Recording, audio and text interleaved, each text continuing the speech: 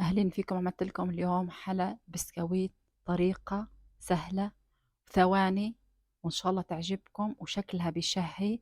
وأي حدا بذوقها من عندكم راح يسألكم شو المكونات وكيف سويتوها، وجربوها وكتير لذيذة. لا تنسوا لايك للفيديو، تعليق حلو من عندكم، والاشتراك بالقناة، ورح نبدأ إن شاء الله. عندي هنا بسكويت نكهة عادية، ممكن تستخدموا أي بسكويت بدكم إياه بهاي الشكل، تحطوه تفرشوه على أي طبق أو صينية.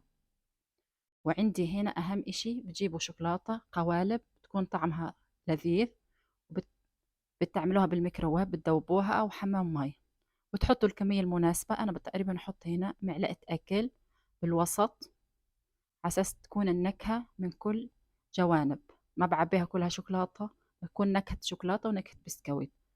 وبعد هيك بعد ما أخلصهم، شوفوا كيف أحط بالوسط بالضبط ما أكون. وبعد ما أخلص هنا الشوكولاتة وبتأكد يعني كلهم زي بعضهم، إذا بدي أزود كمان أزود. وشوفوا كيف، وجربوها وتخلطكم بسرعة سريعة.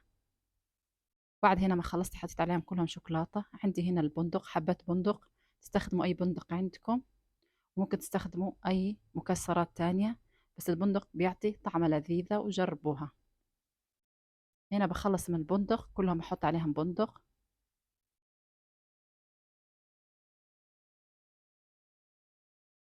خلصت هنا من البندق. عندي هلا راح أعمل من ورق النعناع، كمان تحسوا طعمه من كل ناحية. ورق النعناع على البندق على الشوكولاتة على البسكويت، جربوها واعطوني رأيكم.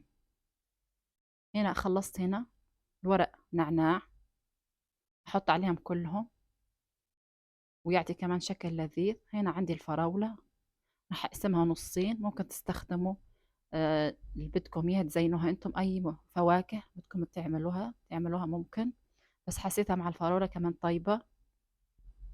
وهنا خلصتهم كلهم. وهنا وانا يعني ما حطيتهم بالثلاجة، وانا بصور الفيديو خلاص نشفت الشوكولاتة. وممكن تحطوها بالثلاجة، لقيتوها سايحة بس 5 دقايق او اقل تكونها سكرت.